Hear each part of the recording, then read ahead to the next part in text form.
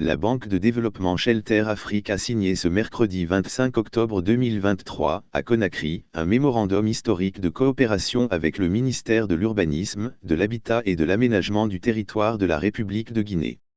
La cérémonie de signature qui a eu lieu au siège dudit ministère à Kaloum, quartier administratif et des affaires, a réuni des cadres de l'administration, des agents immobiliers ainsi que les membres de la délégation de Shelter Afrique, dont le directeur général Tierno Abibren.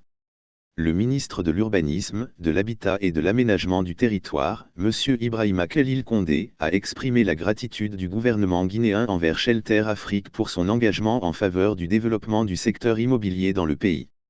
Il a souligné l'importance de cette collaboration dans la réalisation des objectifs nationaux en matière d'urbanisme et d'habitat. Cette signature de mémorandum marque le début d'une nouvelle ère de partenariat fructueux entre la Guinée et Shelter Afrique, qui contribuera à la transformation de notre secteur de l'urbanisme et de l'habitat, déclare-t-il.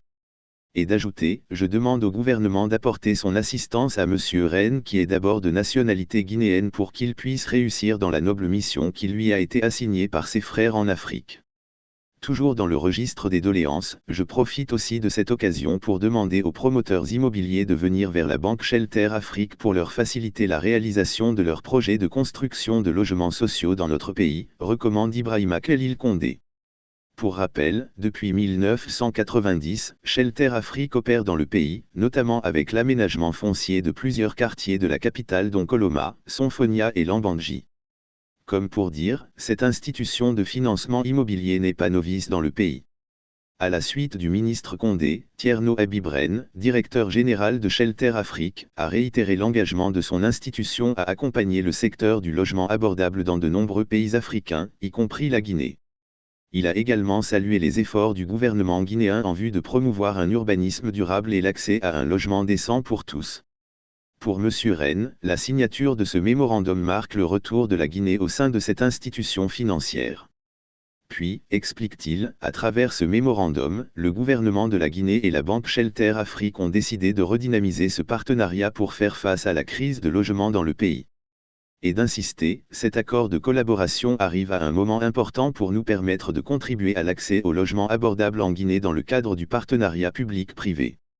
Surtout que l'acte sera accompagné d'un soutien en termes de renforcement des capacités et d'assistance technique au gouvernement guinéen, annonce-t-il.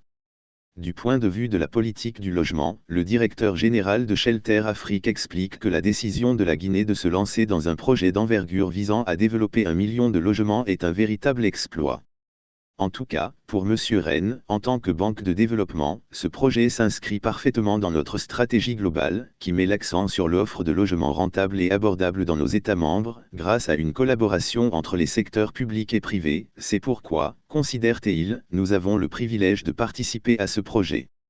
Dans la même logique, à écouter le haut fonctionnaire international Guinée, ce mémorandum de coopération entre le ministère de l'Urbanisme, de l'Habitat et de l'Aménagement du territoire et Shelter Afrique ouvre la voie à une collaboration étroite dans des domaines tels que le financement de projets immobiliers, la réhabilitation de domaines spoliés de l'État, la formation professionnelle et la recherche dans le secteur de l'urbanisme.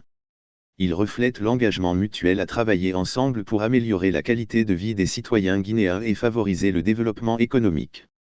C'est pourquoi, les promoteurs immobiliers présents se sont félicités de cet accord avec la Banque de développement Shelter Afrique, car ils indiquent qu'avec CHAFDB leur souffrance souvent liée au financement a désormais une solution. À noter que cette cérémonie de signature marque certes un moment historique pour la Guinée et la Banque de développement Shelter Afrique, du moment qu'elle jette les bases d'une coopération fructueuse dans le domaine de l'urbanisme, de l'habitat et de l'aménagement du territoire. Elle est aussi le résultat du gros travail abattu lors de la première mission dans son pays d'origine, de Tierno Abibren, suite à sa nomination à la tête de Shelter Afrique, devenue Banque de développement Shelter Afrique.